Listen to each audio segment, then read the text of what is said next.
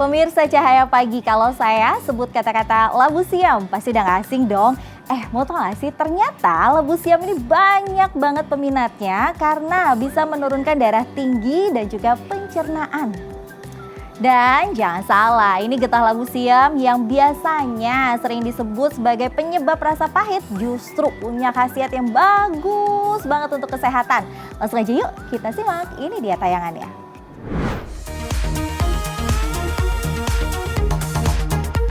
Siapa yang sangka warna-warni kue ini berbahan dasar labu siam loh?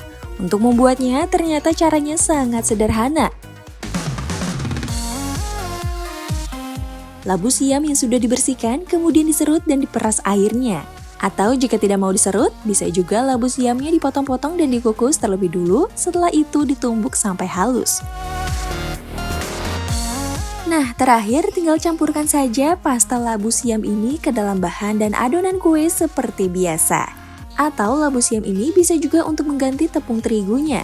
Selain rasanya nikmat, kue ini juga sehat karena terdapat campuran serat.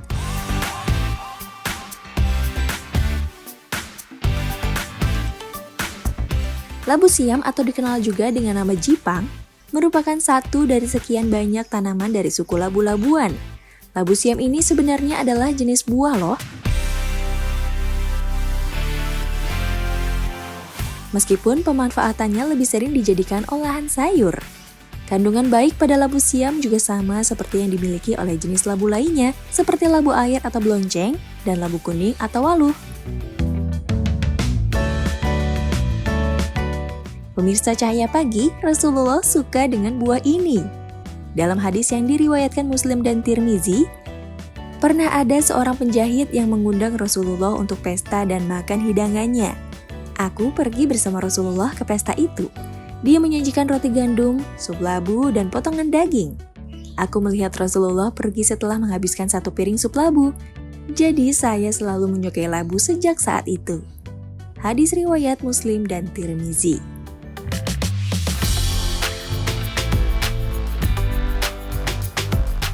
Nah, bagi para orang tua dan usia lanjut yang biasanya sering mengeluhkan pusing secara tiba-tiba karena tekanan darah tinggi, sebaiknya mencoba rutin mengkonsumsi labu siam untuk mengurangi gejalanya. Selain itu, labu siam sangat tinggi air dan serat alami yang dapat mendinginkan perut, usus, dan lambung. Masya Allah! Dalam 100 gram labu siam itu mengandung hanya sekitar 19 kilokalori. Jadi kandungan kalorinya rendah sekali. Sehingga kandungan kalori rendah ini bisa dapat membantu kita untuk lebih kenyang, terutama pada orang-orang yang ingin menurunkan berat badannya.